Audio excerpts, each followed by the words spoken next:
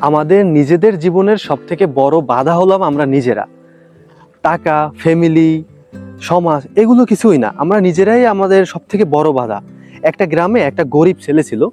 ওর ইচ্ছা ছিল ও একদিন অনেক বড় বক্তা হবে, কিন্তু ও ভালোভাবে কথা বলতে পারতো না। ও যখন ক্লাসে কথা বলতো সবাই ওকে দেখে হাসাহাসি করতো।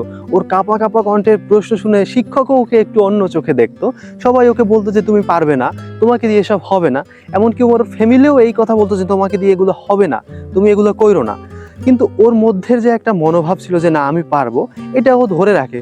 কিন্তু সবার এই নেগেটিভিটি কথা শুনে আস্তে আস্তে আস্তে আস্তে ওর মধ্যের যে মনোভাবটা ওইটাও হারাই ফেলে।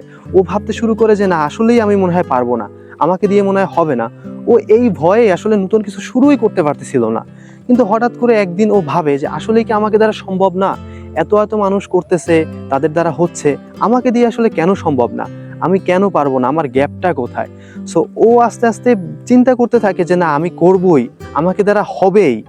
একদিন হঠাৎ করে ও এরকম অনেক বড় একটা প্রোগ্রামে অংশগ্রহণ করে, যেখানে হাজার হাজার মানুষ সামনে। ও সেই মঞ্চে উঠে ও শুধুমাত্র একটা কথাই বলে, আমি পারবো, আমাকে দিয়েই হবে।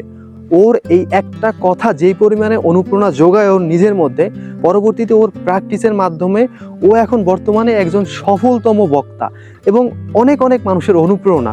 ওর মধ্যে যে একটা জেদ ছিল এবং ওর যে না পারবো না বা এই যে ভয়টা, এই ভয়টা যে ও ছুঁড়ে ফেলতে পেরেছে, এই যে শক্তিটা ওকে আজ একজন সফল ব্যক্তিতে পরিণত করেছে।